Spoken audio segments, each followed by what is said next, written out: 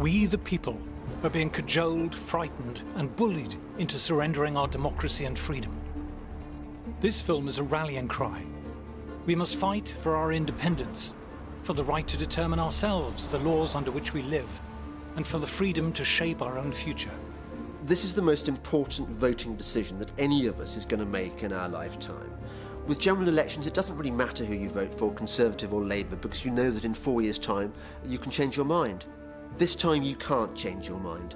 This time is for keeps. In this film, we'll see how the EU works. It's like heaven for the politician or bureaucrat because it's power without accountability. It was devised to make sure that the great mass of the people could not control government ever again. The EU is turning into a dictatorship, and this is not overstating it. We will see what the EU has done to Britain. The EU has just obliterated the English fishing industry altogether. The European policies that we face are really the single biggest threat to our competitiveness. We'll see why Fortress Europe has been such a calamity for the European economy. What we see is the EU bringing up the drawbridge. The European Union has become an economic basket case. Certainly it is not in our economic interests to remain within the European Union. No way. We will look at the risks of tying our fate to the failing EU. Extremism at both ends is being fostered by the anti-democratic nature of the European Union. Far from being safer for us to be in the EU, there are dangers that go along with us being members of the EU, being dragged into situations we don't want to get in. And we'll look at how independence could transform Britain. We have huge scope for creating vast numbers of new jobs. Outside Europe, we could have prosperity on a level that we can't even imagine now. We're being asked to give up the right to govern ourselves. What are we being offered in return that could possibly be worth it? Just shows utter contempt for what they think people are like, because they really do believe that these little trinkets are going to buy us off. What really matters is that you should have the power to remove the people who govern you.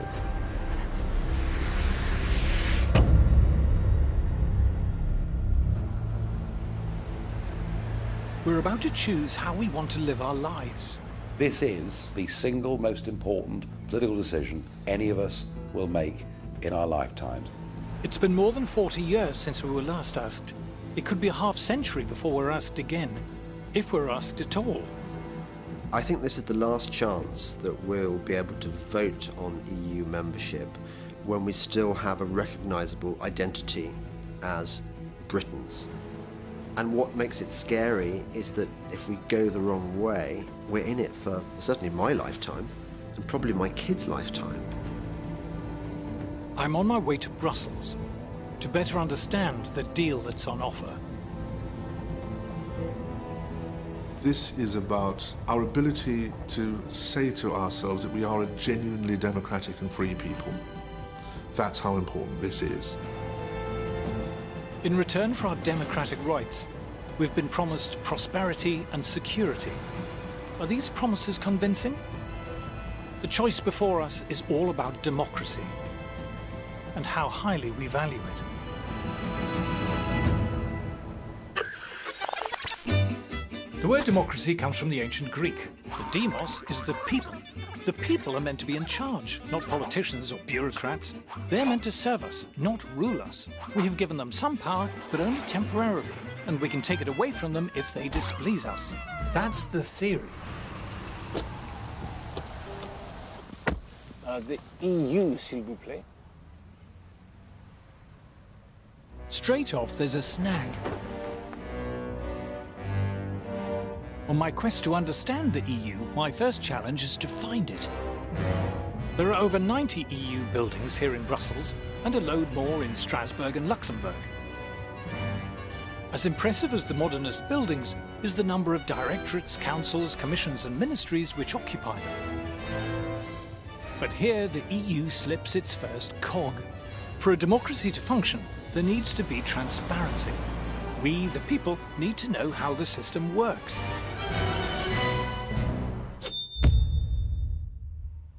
People might not understand exactly how the functions of the British Constitution work, but they get the gist of it. Once every 5 years, we go down the school hall or to a church, we put a cross in a ballot paper, they're all counted up, and the chap with the most votes wins. We get that.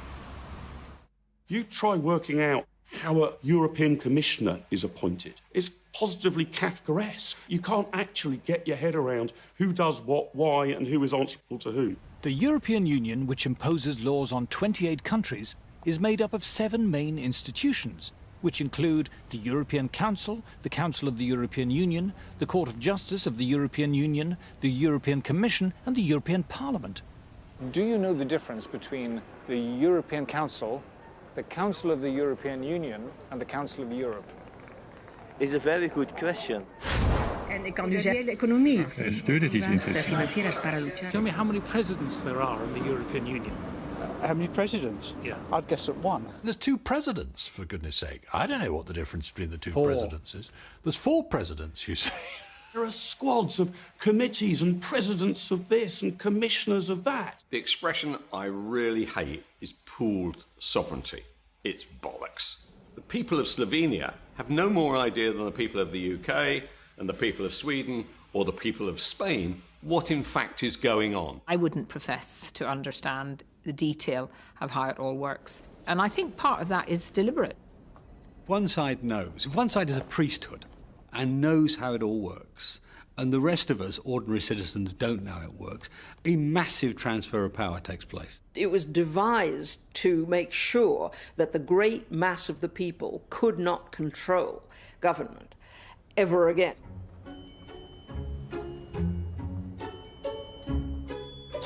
Problem number 2. For a democracy to function, you need to know who's running it. A democracy only works if you know who your representatives are. David Cameron, tough, tries to hide it, probably quite a nasty piece of work. Tony Blair, oily. There is only room for one in the lifeboat, Tony Blair. The ordinary voter, who's going to hand them all this power, can make up their mind whether they like them, dislike them, because they see them in the papers, they hear them on the radio, they watch them on the telly. Do you recognise this man? No. Do you recognise that man? No. I challenge you to name almost any of them. Do you recognise this guy? No. There's that chap Juncker. Is he one of them? I didn't know whether it was just the British being a bit thick, so I thought I'd ask some folk in Brussels. Yes. Martin. Martin. Can you tell me who that is? No. Who are all of these Eurocrats? Who are they answerable to? Ah, but here we come to problem number 3. Accountability. Would it help if you knew who they were? Because you don't have any power over them, so what's the point? In the EU, there's a thing called a parliament, but it's not a parliament as we know it. In the EU, the parliament isn't in charge. Have you ever known anyone know who their MEP is? Nobody does. It's because we know that they're not actually being voted into a meaningful position of lawmaking. This is the only parliament the world's ever invented where you cannot initiate legislation, propose legislation, or even the repeal of legislation. All of that comes from the unelected European Commission. So you can't propose a law and try and get it passed? No, absolutely not. Parliamentary democracy, once every 5 years, you can throw everything out of the window and start again. With this, once something is European law, there is nothing through a democratic process the voter can do to change it. The people whom we elect to go to Brussels have almost no power at all. They do what they're told. Got even less power than the House of Lords, for goodness sake. Our votes for these people are pointless. They are fundamentally pointless. The European Parliament's an irrelevance. The European Union bureaucratic structures, who are appointed, not elected, have all the real power. The real power in the EU, including the power to legislate, resides not with the Parliament, but with EU officials. They debate their laws in secret. We are not allowed to hear or read their deliberations. Do you know the name of Britain's European Commissioner? No. Have you heard of Jonathan Hill? No. No. Did you vote for him? No. Did I vote for him? Yeah. No. No.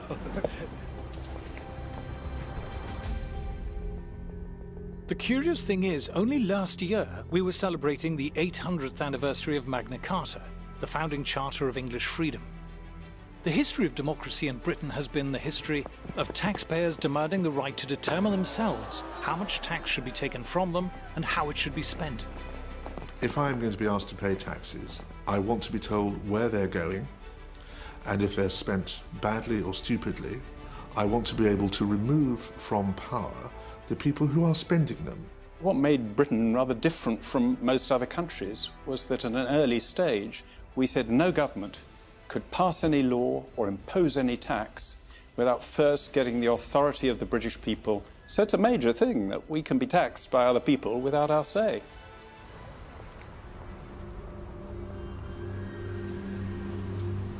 We are now subjects of a vastly complex state machine run by anonymous officials whom we didn't elect, but who have the power to impose on us laws that we haven't debated and have no democratic means of repealing. People who say to you that the European Union is undemocratic fundamentally misunderstand the European Union. It is anti-democratic. But to EU officials and politicians, it's like a warm bath. It's like heaven for the politician or bureaucrat because it's power without accountability. The reason why all the major political parties are massively in favour of Europe is because when their careers are blown out of the water here, they're stumbling around for a job. No commercial organisation is going to hire them. They know what a collection of shits they are, right? There's only one place that will hire them. They can get a job there, which gives them the freedom not to have to face the electorate. It's extremely well paid, it's more or less permanent, they don't have any constituents and they don't have any worry about being thrown out at elections. So they say, stay with the European project, I'll be making myself 200-300 grand a year. It'll be fantastic, and at the end of it I'll get a peerage. It's great. Since they're not directly accountable to the tax-paying public, EU politicians and bureaucrats have understandably been more than generous to themselves in pay and perks. This is the much talked about Brussels gravy train, and here's my handy guide. This is the shopping centre. But this is all for politicians and bureaucrats, it's not for members of the public. No. So you get your own hair salon and your nail bar. Get your nails done. Your nails done. There's a sauna, there's a massage parlour as well. Why would they not want to stay here, living a life of luxury? There are a number of people here who are paid more than the British Prime Minister. Ah, you might say, but how many? 4, 10, 100? 10,000. There are 10,000 people here paid more than David Cameron. That's 1 in 5 of everyone who works for the EU. If you're an EU official, there's the relocation allowance, the household allowance, the family allowance, the entertainment allowance, the private healthcare allowance, the private education for your kids allowance. The healthcare allowance includes free Viagra. You would have thought that would come under entertainment. If you're an MEP, you get an extra £250 a day for being good enough to turn up, another £41,000 a year on top of that to cover phone bills and computers, and another £225,000 a year on top of that to cover staffing costs, which in years gone by often meant spouse or children. And to cap it all, they've decided to charge themselves a special low rate of tax. But it's not just the officials and politicians who benefit. The EU diverts great rivers of taxpayers' cash to the tax-consuming middle-class intelligentsia in our sprawling, publicly funded establishment.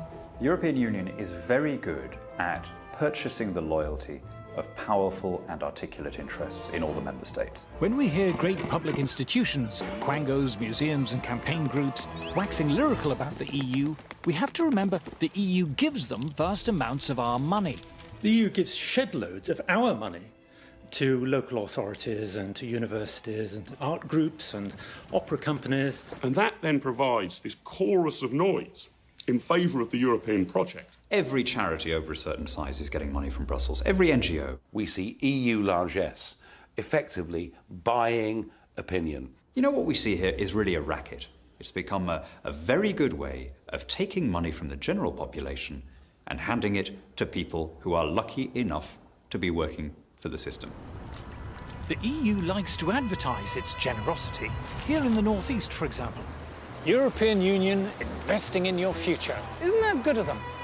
I wonder where they got the money.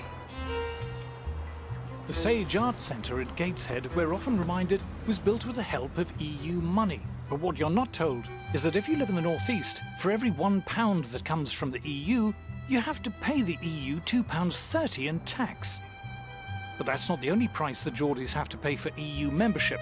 I'm heading down the river to the mouth of the Tyne.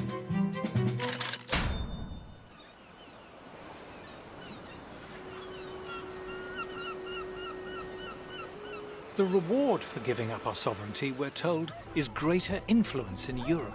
To see how much influence we have, I've come to the place I grew up. For centuries, fishermen's huts called shields lined the River Tyne. From them came the names of the towns that straddled the mouth of the river, North and South Shields. The seas here are rough, but the water is rich in mackerel, haddock, salmon, herring, cod, skate and shrimp.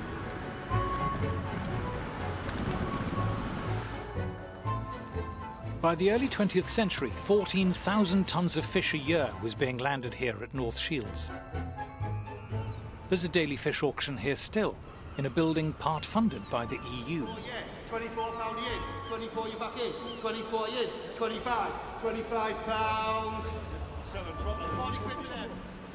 30 for them. In a corner of one of the halls sits fewer than 100 boxes, part filled with fish. A dozen or so fishermen and merchants surround them. £26, 27, £27 yen, 28, £28, 29, £29, £30, £30. 74-year-old fish merchant John Ellis has been buying at this auction since the 1950s. Better place, £6 with it. When I started working down here, there was about 200 firms working on the quay. There was haulage firms on the quay who had 30 and 40 wagons that used to ship the fish away. And how many boxes would there be in the market then? In them days, 8, 10, 12, and then you would get also, you get 1,000. 12,000 boxes a day? Uh-huh. So of different place? You have an X, man. You couldn't get moved. Now with this, well, I think the average for the year, it'll just be about 200 boxes a day. So it's quite nothing, isn't it?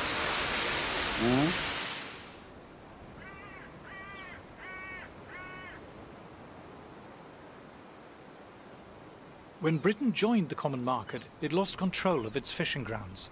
When quotas were imposed, several other European countries lobbied the EU for Britain's fishing rights to be divided up between them. The British government was powerless to stop this. The EU has just obliterated the English fishing industry altogether. The quota system they've got now is it's just mad. Local fishermen were now banned from fishing in waters they'd fished successfully for centuries. Oh, just beyond the pier over there. In fact, it might be there today, this great big Dutchman. But that Dutchman's got 25% of the whole quota of all of England. It's only 3 or 4 miles off the Tyne, catching herring and mackerel. Local fleet can't catch herring and mackerel, and it's right on the doorstep. There is still a prospering North Atlantic fishing industry, but only in countries that have retained their independence. Well, look at the Icelandics and the Faroes and the Norwegians. They sell millions of pounds worth of fish to us. And they're outside the common market. But you tell me a common market country that buys fish off us, but they'll send the fishing boats to the North Sea to catch our fish. And it's just madness. The EU has been paying British fishermen to destroy their boats. They said the fishermen, if you want to get out the industry, will give you a lump sum. This here looks like an old boat that's been destroyed. They just watch them with big chainsaws, cutting the old wooden boats up and burning them. The EU pays fishermen to leave an industry and destroy their boats. That's right. While at the same time giving rights to people elsewhere to fish the same waters. Oh, that's right, uh-huh.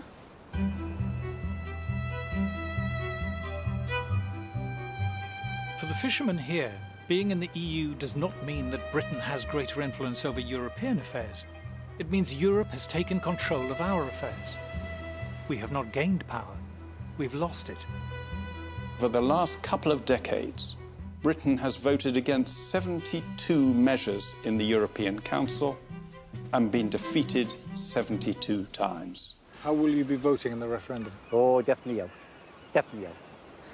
I've known that as soon as I ever got the chance, I'd vote out. For many in Britain, the EU sticks in the craw. EU regulation seems absurd and intrusive. We don't like being bossed around by a bunch of bureaucrats. For the British, it seems to go against the grain.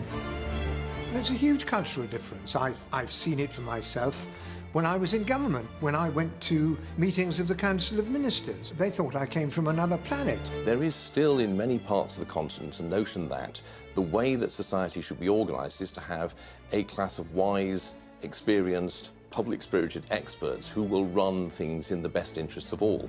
The British historically have been deeply sceptical of this kind of approach. Britain, I think, does stand out within Europe, and one of the odd things is why they want to keep us in the club, given that they're always complaining about us.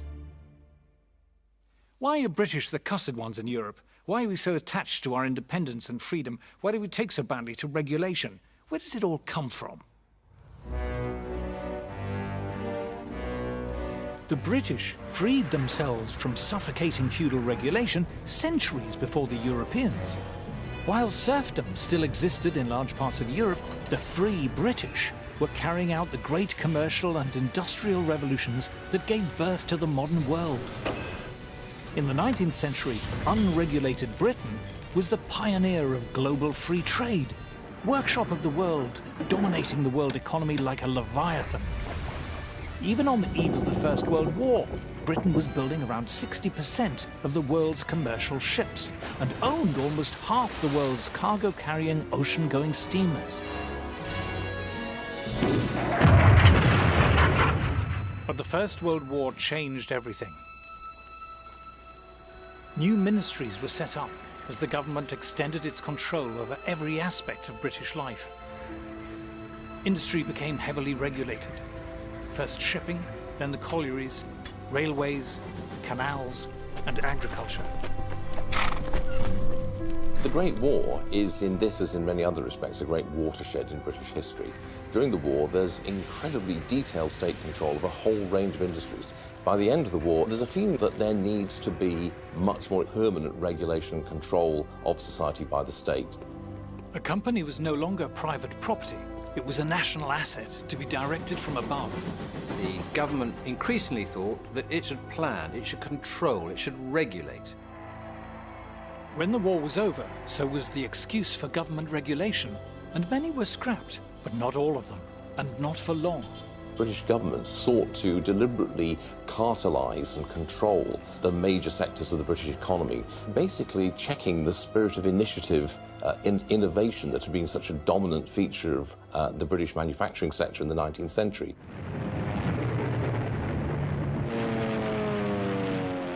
With World War II, regulation increased still further. War planning gave politicians and administrators unprecedented control over our lives. And after the war, they were unwilling to hand back their power.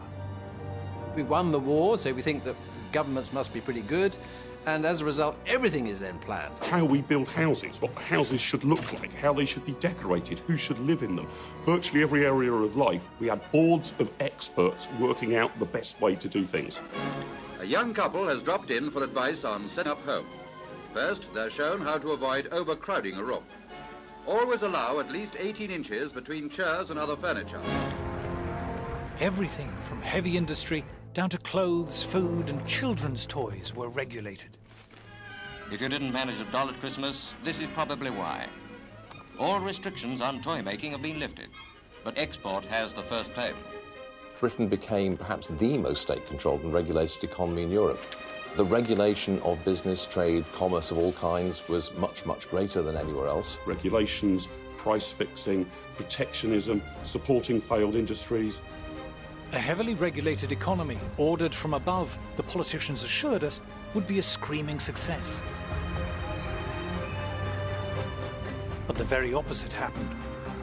The purpose of regulation was to end wasteful competition, but it was competition that had kept industry efficient and innovative. Nimble entrepreneurs who were rewarded for success and punished for failure were now replaced by plodding bureaucrats ticking boxes. Productivity and output plummeted. Shortages pushed up prices. the buying power of the average wage, £5 to £6, has shrunk at an alarming rate. But first among offenders in increasing prices was the government itself. Coal rose, affecting other industries. Electricity charges went up. Then as we get more money, everything goes up, doesn't it? It must be this inflation they're all talking about. For ordinary British consumers, life was grim. Goods were either unavailable, unaffordable, or heavily rationed. Good news came with a sticky end to sweet rationing. For 9 years, mouths had watered for this great day. And it was too much of a tummy ache for the country's economy. And soon, personal points came back.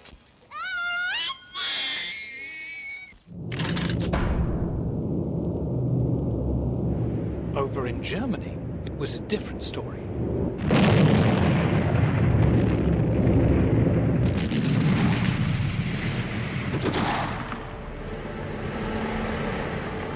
The war had left Germany little more than smoking rubble. West Germany would receive some Marshall aid, but only less than half the amount sent to Britain. At the end of the Second World War, Germany was a ruin. If you see the old footage, it was absolutely flattened. Germany needed a miracle, and this was the man who performed it. In the first free elections after the war, Ludwig Erhard, the son of a shopkeeper, became Minister for the Economy, a post he held until 1963. Ludwig Erhard began the Wirtschaftswunder, the economic miracle, by completely scrapping all of the controls that he'd inherited from the Third Reich, and he did this against the strong advice of his British superiors, you might say, in the occupied zone. Erhard revolutionised the German economy because he just got rid of regulations on a massive scale. He got rid of production controls, price controls. He got rid of trade barriers. They were happy to have open and free trade, a deregulated economy. They want to see industries stand on their own 2 feet, and those that can't must make way for those that can. Germany was open to the world. You had much more free and easy entry into business and commerce and the professions in Germany. And the result was that the German economy became much more dynamic, much more innovative, and ultimately much, much more successful. Just look how quickly Germany pulled itself off the floor. Industrial production soared.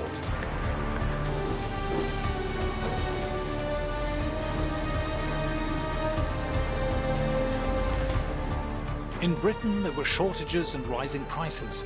In Germany, goods were abundant and wages rose steeply. The result for the ordinary person in Germany was sensational, because the production of all consumer goods rose, the prices came down.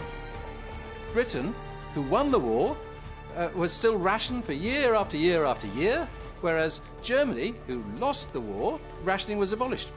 Before you know it, just a decade or two of this approach, and it's a powerhouse of Europe. Contemporaries described it as a miracle. By the time Erhard left office, he had transformed Germany from a pile of smoking ruins to the third biggest economic power in the world.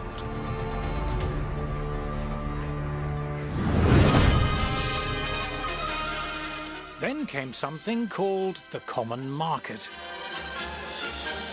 In the greatest free trade experiment of modern times, the barriers are going up between 6 European countries. Barriers up, tariffs down. That is the meaning of the common market, formed by France, Italy, Western Germany, with Holland, Belgium and Luxembourg. They will reduce and eventually abolish trade barriers between themselves, and at the same time maintain a common tariff against the world outside. Joining the EEC seemed like a great idea.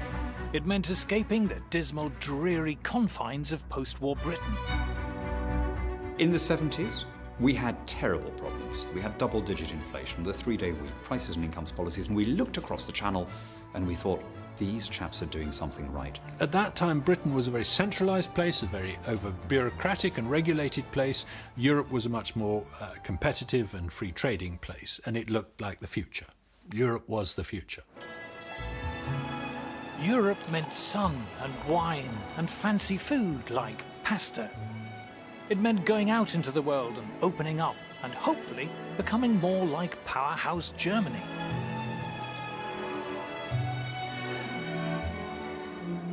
But the architect of the EEC was not German. He was French. Jean Monnet was steeped in the French bureaucratic big state tradition. Indeed, he had spent the Second World War in Britain, helping to create the very regulations which had all but destroyed the post-war British economy. When Britain joined in 1973, we should have seen what was coming. When the documentation was brought in for signing, it took 2 strong men to carry it. Of a new and a greater united Europe.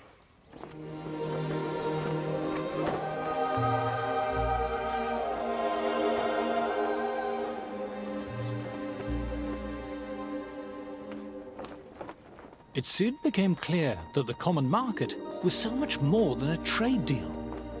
Shiny new buildings kept appearing, the administration grew, and the price of membership kept going up as the EU assumed greater powers and demanded more money from member states. Inevitably, this burgeoning bureaucratic machine reflected the values of the university-educated people who ran it and who benefited from its generous funding. Staying in the EU is the right kind of thing because it's what civilized, sophisticated people do. If you believe in the EU, you believe in the arts and arts funding. I think there is a mindset amongst the cultural and the political elite that their role on the planet is to direct the lives of the rest of us. They think that ordinary people need to be controlled and looked after. They think the world needs to be ordered from above and that they should be the ones doing the ordering. There's a tremendous snobbery built into the whole project. The idea that you are part of the elite which should decide how the little people live their lives. These people up here, the intellectuals, are looking down on the plebs and saying, you aren't bright enough to decide the future of your country.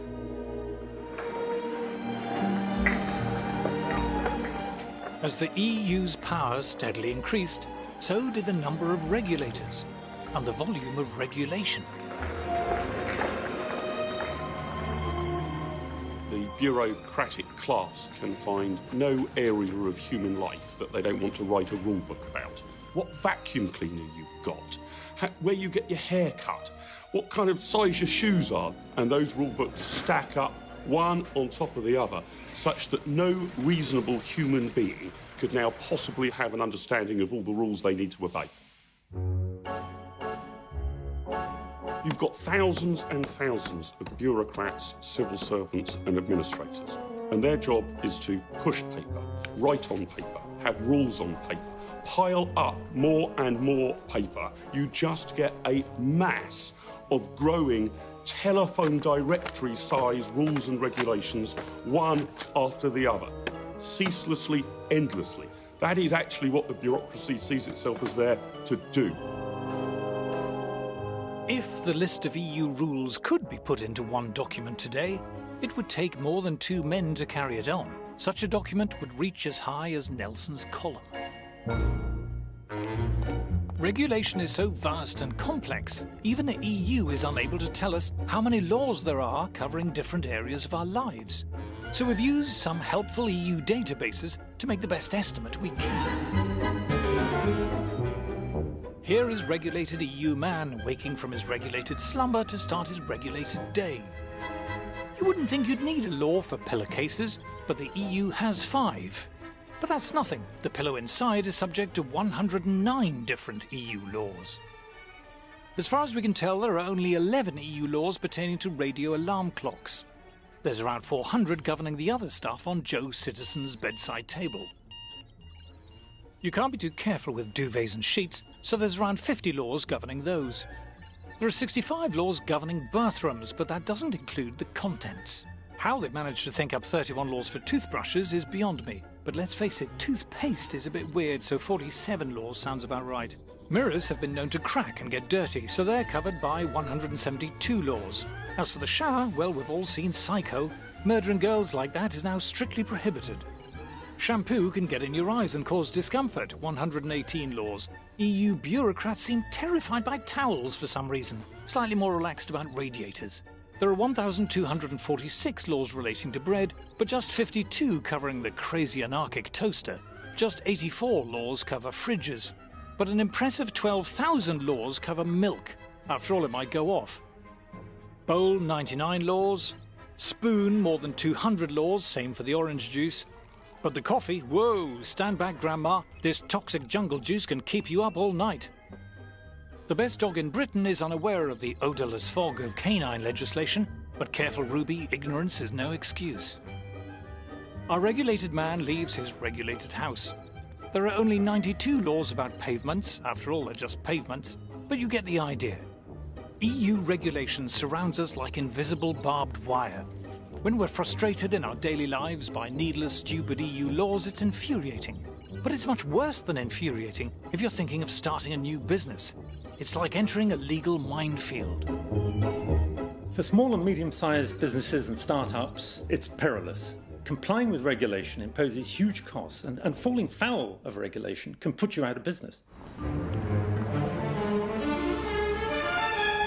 Big established firms don't mind regulation so much.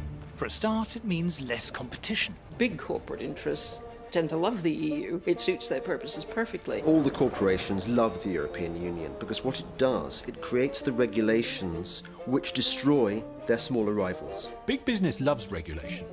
Don't forget that. Big companies can lobby in Brussels, and the amount of money they spend there is staggeringly large. One of the first things that stuns you are the number of invitations on your desk to lunch, breakfast, dinner, champagne receptions, and invariably they come from lobby groups. There are people who make their entire livelihoods out of being professional lobbyists in Brussels. This is where a lot of the lobbying goes on.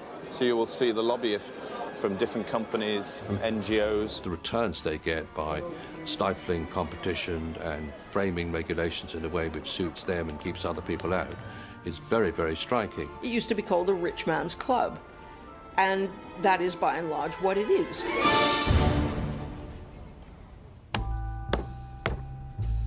But regulation doesn't just stifle competition at home. To illustrate this, let us imagine a less than efficient European manufacturer. The firm was great back in the day, but over the years they've let things slip a bit. The factory's a bit shabby, but it's homely, and they like to do things the traditional way. What they lack in efficiency and new ideas, they make up for in old-world charm. Oh, crikey, what's this? A pesky new rival firm somewhere in Asia. They've got lab coats. And just look how good he is at maths. His mate too, not quite as good. And they're checking all the products, the big swats.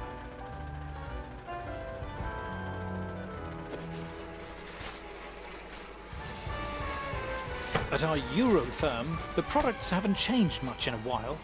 And what's the point of a fancy new machine when you can give customers the hands-on personal touch? It seems to have worked all right in the past. Oh, but look at the Asian fellas. Their umbrellas have clever sci-fi buttons to make them open. Oh, what? The buttons make them come down too. How do they even do that? Our Euro firm faces a tough choice.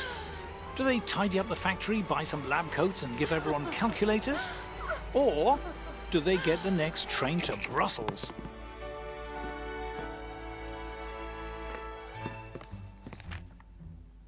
Over at the EU Directorate of External Relations Commission Council, a sympathetic official hears the problem. These blasted Asian brollies are better and cheaper. Aha! This is just the kind of abuse the EU was set up to tackle.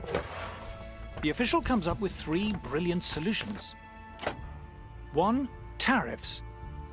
Let's slap a tax on all those fancy Oriental brollies. 2. Quotas. Let's limit the number of Asian brollies coming in. 3. Complex and cleverly drafted regulations, saying you have to wear braces and eat spaghetti to make brollies. With protectionism, you are basically trying to protect industries that otherwise wouldn't do very well in a competitive environment. Otherwise, you wouldn't bother to protect them. You only create a trade barrier because somebody else has got a better, cheaper product. Otherwise, why would you create a barrier? What we have here is something that portrays itself as a free trade area, but is actually erecting barriers and walls to the rest of the world. Our inefficient manufacturer is delighted. But how about the rest of us? If you are propping up and sustaining inefficient ways of doing business, then the people who suffer are the customers. You are preventing your citizens from accessing better, cheaper products. You name it, TVs, laptops, sofas, EU regulation and trade barriers pushes up the price of everything. The cost of living goes up, Europeans get poorer.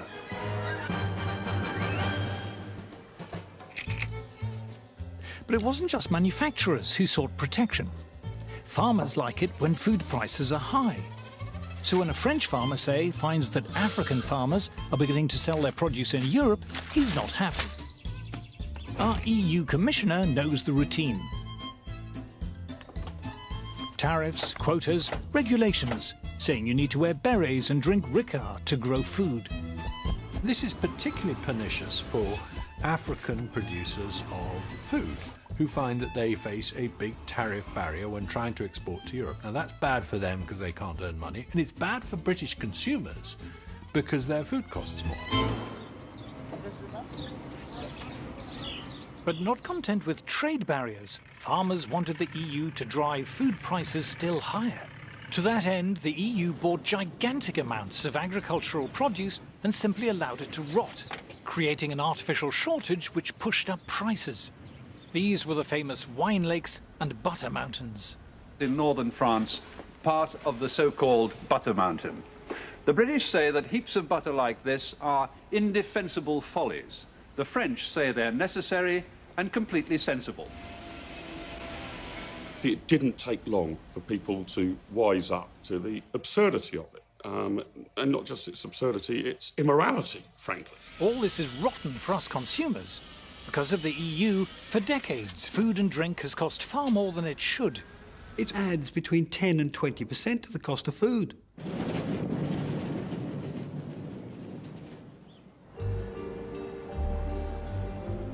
But it gets worse.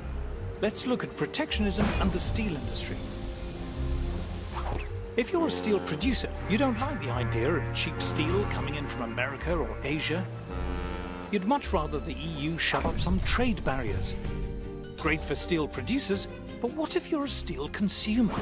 Suppose you make bridges or railway lines or cranes or robots or ships or trains or cars or space shuttles or other things made of steel. You now have to pay more for your steel than your competitors in, say, South Korea or Brazil. Protecting one producer has raised costs for other producers. The disease spreads. Instead of one uncompetitive industry, we now have many. To see how this works in practice, I've come to the Tate & Lyle sugar refinery in London. For centuries, raw sugar has been coming into the Thames in huge quantities to be refined in factories like this.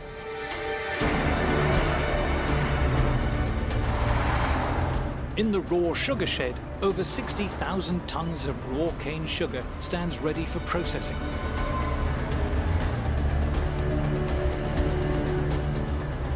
Outside is Tate & Lyle's own dock. In years gone by, this was crowded with boats from countries like Brazil and Australia and India, queuing up to offload their cargo. The European Union is the biggest drag on the competitiveness of our business. And what precisely are they doing, which is the problem? Well, you can see behind me on the jetty today that there's no boat here with raw sugar, and that's precisely our problem.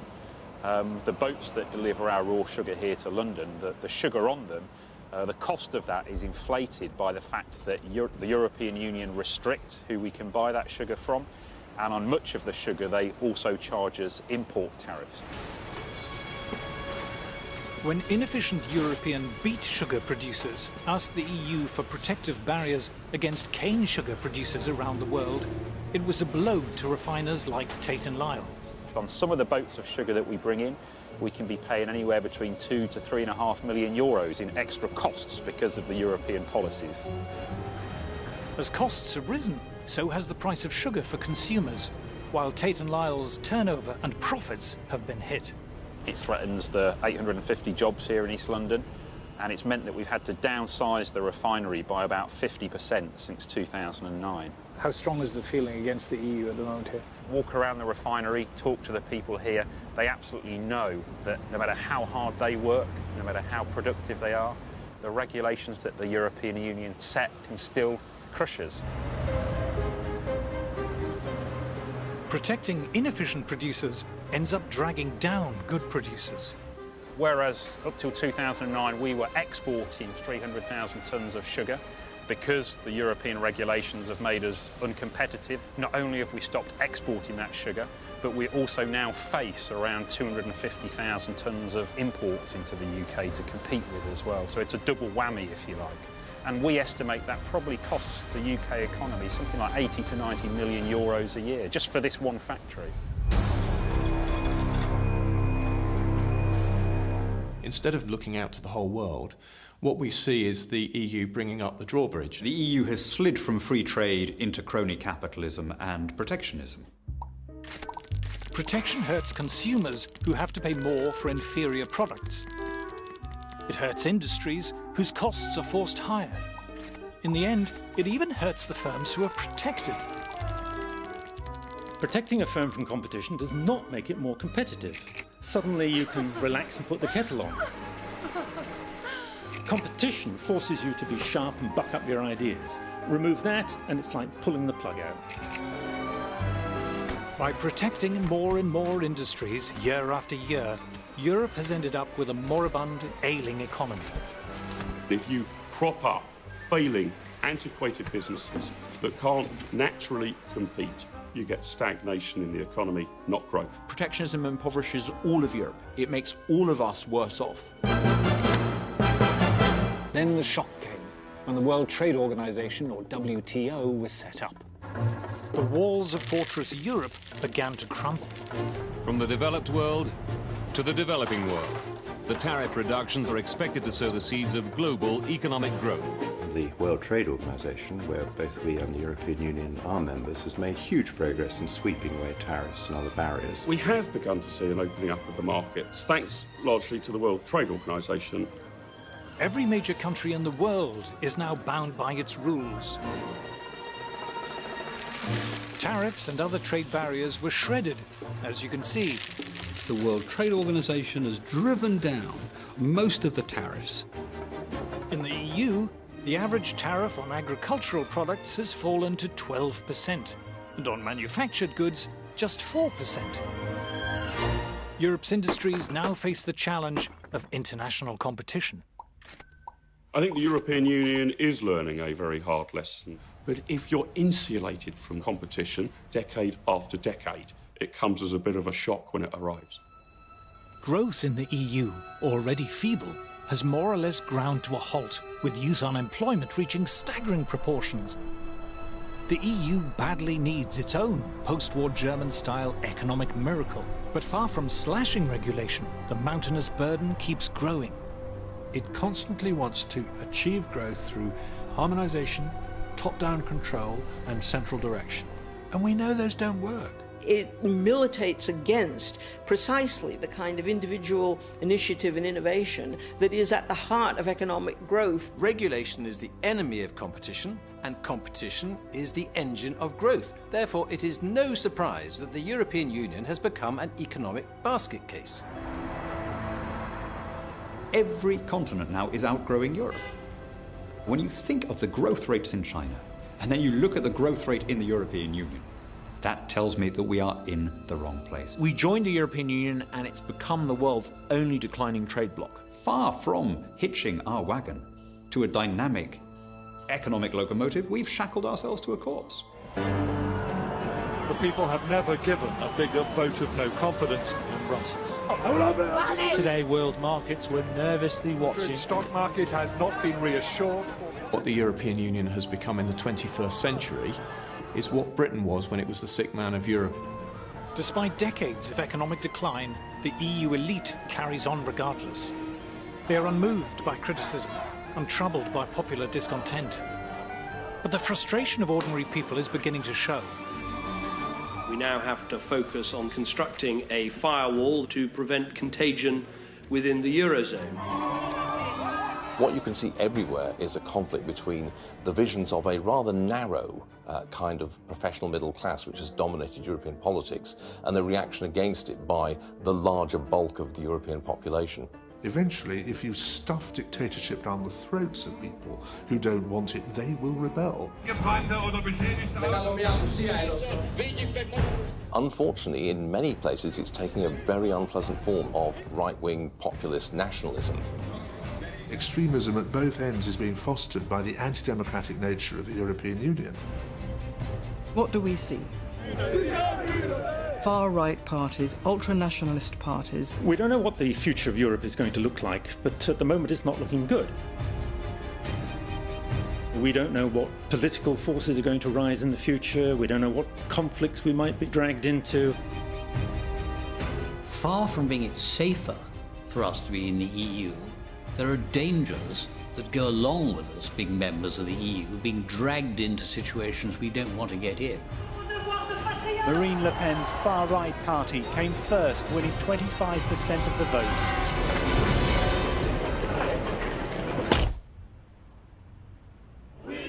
Given the shocking lack of growth in the EU, the promises of prosperity and security seem empty. But if we left, would we cope? Are we too small? If we're outside the EU, will anyone trade with us? To find out, I'm heading to a European country which has steadfastly refused to join the EU.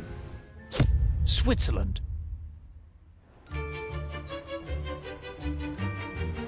It's very pleasant arriving in Zurich. The station's lovely. The bit round it's lovely. In fact, everything's lovely. But then, this is the wealthiest city in the world, ranked as having the highest quality of life in the world.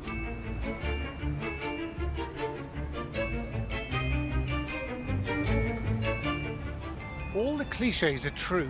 Everything is so neat and efficient. The people are so polite and obliging. And the buildings are beautiful. This place is wealthy, and it's obviously been wealthy for centuries. I want to know how the Swiss are managing to cope without the glorious benefits of EU membership. So I've come to one of Zurich's many lovely coffee houses to meet the veteran Swiss economist and writer Beat Kappeler. So Switzerland is not in the European Union. Is that a problem for you? No, because Switzerland has free trade agreements with many countries in the rest of the world, with Japan, China, Latin America. We're told we need to be in the EU for trade. But Swiss exports per head are 5 times higher than ours. In fact, they're about the most successful exporting nation in the world. Then we're told we need to be in the EU for jobs. We have a very high labour market participation. 83% of all people in working age work. That's much higher than the rest of Europe. Switzerland has one of the lowest unemployment rates in the world, lower than any country in the EU.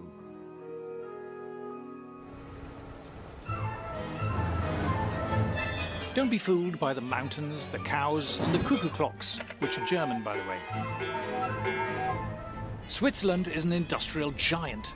You might have heard of Nestlé and Novartis and Roche, the mining firm Glencore, Liebherr Cranes, the high-tech engineering firm ABB, and of course every posh watch firm you can think of, from Rolex and Omega and Tag Heuer to Patek Philippe and Zenith and Breitling. These are all world-beating giants.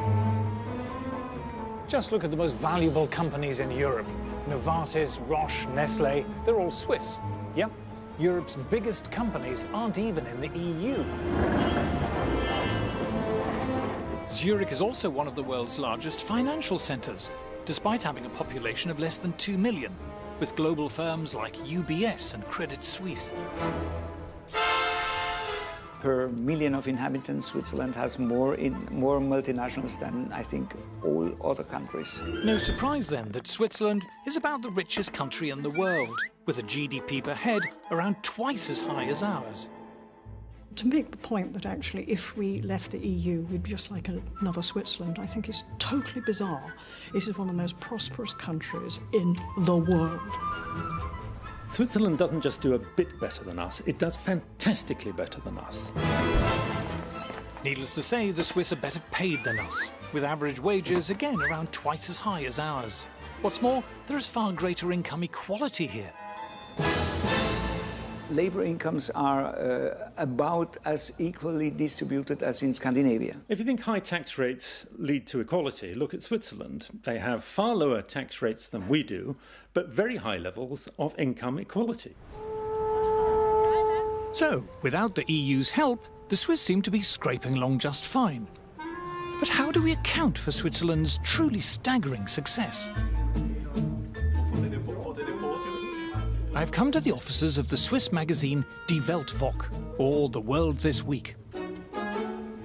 The reason why Switzerland is successful economically is that Switzerland is not a member of the European Union. In the EU, it's politicians and bureaucrats determining what the people have got to do. I mean, it's a top-down system in the EU, and Switzerland is, I would say, the epitome of a bottom-up system. Switzerland is the perfect opposite to the European Union's crumbling model. Switzerland is a kind of super-democracy, far more democratic than Britain, let alone the EU. Switzerland's one of the oldest constitutions in the world, and it's one of the most democratic. It's not up to the Prime Minister whether a referendum should be held, it's up to the people. You get 50,000 signatures and they have to hold one. The people in Switzerland decide everything. It's very different to elite conception of politics, where an enlightened elite decides and knows better. Here, the people knows better, and politicians have to conform. Why is the Swiss state successful? Because our politicians are forced to fulfill the interests of the people. Key to their success is the fact that their class of bureaucrats and politicians, if you will, is kept on a much tighter rein and much greater control by the public. You simply cannot get away with the kind of grandiose plans that you find, say, in France. In Switzerland, the Swiss public simply will not tolerate that. The Swiss economy ranks as one of the least regulated in the world. And according to the EU itself, Swiss industry is also Europe's most innovative. Too much regulation stifles innovation, limits creativity, and so we think this should be the foremost endeavor of politicians to eliminate regulations and not to create them. Switzerland is one of the least regulated economies in the world, and it's also one of the richest countries in the world. This is no coincidence. Do it like the Swiss, have some arrangements with Europe, but be independent and look to the world. Being like Switzerland. That sounds good. But is it that simple? To trade with Europe, won't we need a trade deal? No, there's so much nonsense talked about trade agreements. The EU is a trade deal, and it's very bad for us.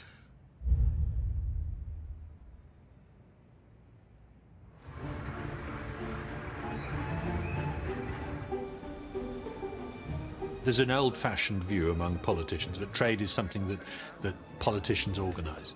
It's not. Trade was all about the great and the good from one country signing a treaty with the great and the good of another country. But real life is starting to leave that behind. I've headed back to South Shields to visit John Mills, one of the Labour Party's biggest donors. His company, JML, has hundreds of products manufactured for them in countries all around the world and exports thousands of container loads of goods every year to every corner of the planet. This business is truly global. Well, we export to about 85 countries at the last count. The majority of these countries are not in the European Union. But it's actually no more difficult for us to sell to the United States or to Australia or to even China than it is to sell to the EU. The idea that you have to be in the European Union to trade with the European Union is a total absurdity. Wander into any shop in Britain and you'll find goods from all over the world. Cameras and TVs from Japan, computers and phones from America. But we have no trade deals with these countries. You don't need a trade deal with a country to be able to trade with it.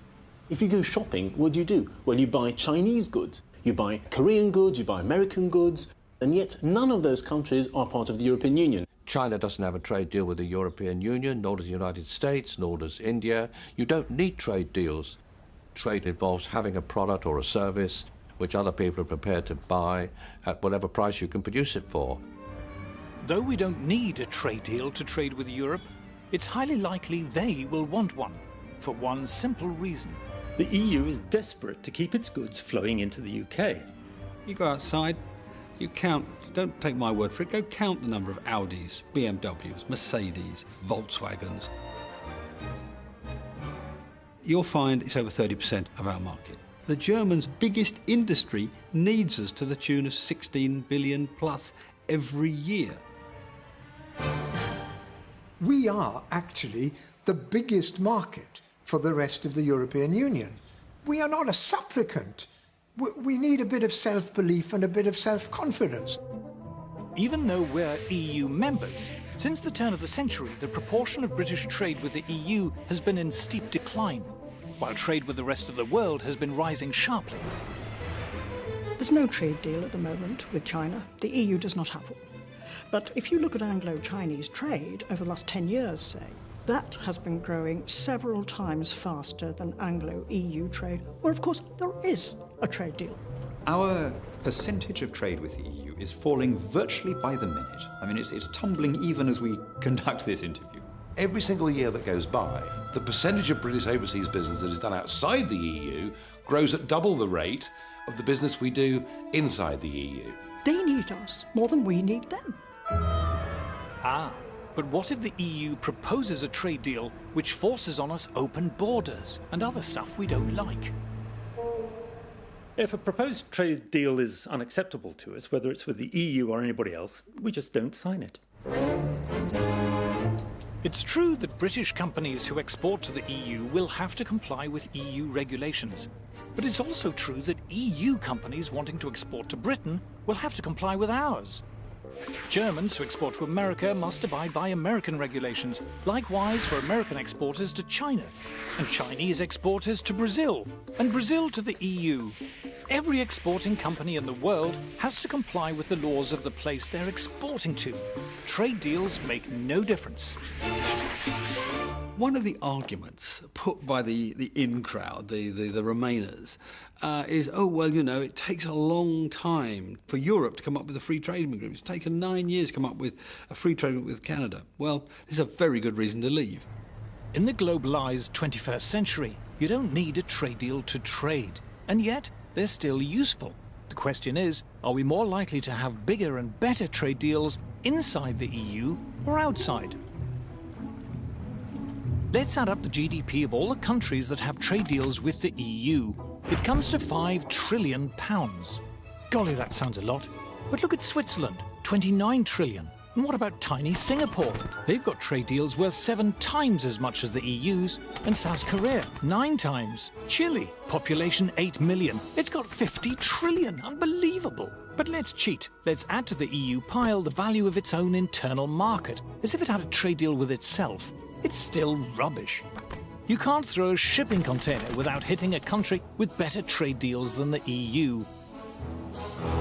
In fact, if you're trying to avoid trade deals, joining the EU is probably the best thing you can do. The EU has got no trade agreement with China or India or Russia or the United States. I mean, it's staggering that they haven't managed to achieve that. Of Britain's top 10 non-EU trading partners, the EU has trade agreements in place with only 2. As far as trade deals go, being part of the EU cuts you off from the rest of the world. Our history is a trading, buccaneering history, you know, back to Drake and beyond. And that's what we're good at. At the moment, our hands are shackled by being in the European Union. We've got a much, much better opportunity, really, for striking good trade deals if we're outside the EU than if we're inside.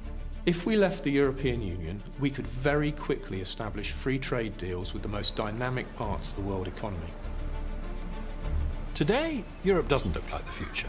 The future consists of nations in Asia and America and Africa. Getting stuck in Fortress Europe is the worst thing that could happen to us. The idea that we have to stay in the EU for our prosperity is wrong-headed. Why do we need to attach ourselves to the one part of the world that's doing really badly? Within Europe, we know what our future's going to be to some extent. It's going to be pretty stagnant, while the rest of the world roars ahead. We have huge scope for creating vast numbers of new jobs. Being obsessed with just this corner of the world is being a little European. Outside Europe, we could have prosperity on a level that we can't even imagine now. Escaping Fortress Europe could be a new start for Britain, a return at last to the global commercial and trading giant we were in the 19th century. If we embrace free trade and escape the stultifying restrictions of EU overregulation, there's the potential for an extraordinary economic renaissance. Britain is a great country. I think our economy is poised for much greater things. But I think in the last 2 or 3 decades, something really interesting has happened in this country. We've changed. We've embraced entrepreneurialism. Young people now want to go it alone. They want to run their own businesses. They want to be self-employed. They don't want to work for these big multinationals anymore. They want to build their own multinationals. But to recover this level of prosperity, we must take back the right to govern ourselves. We're being asked to trade in our freedom, and look what we're offered in return. It's about bread and circuses, isn't it? Bread and circuses for the little people. The political class say to us, you needn't worry about sovereignty or any of that stuff. You're going to get better mobile phone rates, and that's the good news. And you're going to get slightly cheaper holidays. And those are the things that really matter to you, aren't they? Because you're one of the little people. I mean, would you really trade in your national identity for cheaper mobile phone calls when you're abroad? They're treating us like natives in the 18th century, but Captain Cook lands on the shore and he starts handing out these beads and trinkets, and we're going to be happy with that, and we're going to sell them out country for them. Just shows utter contempt for what they think people are like, because they really do believe that these little trinkets are going to buy us off. In the referendum, we will be asked to choose. Do we want to be governed by an organisation which we don't understand, run by people we don't know and haven't elected, who have the power to impose on us laws that we haven't debated and have little or no chance of blocking or repealing? Have you decided what you're... We need to regain the right for British people to make British laws. If people believe that the best way to strengthen the United Kingdom is to hand over every year more money and more power to an unaccountable bureaucratic elite in Brussels, then what they should do is campaign to stay in the European Union. It comes down to the essential issue, the working man and woman of this country against people who think we have a better plan and a better mind than you. And if you don't like it, what are you going to do? And the answer is, we're going to vote leave. So... There are a number of issues where I believe that we should be leaving. This is people versus the establishment, people versus the elite. I just hope that the mass of people who may not go around being interviewed much, may never get a look in on any of the media or television, come June the 23rd, will be out there saying, this is our chance to get our own back.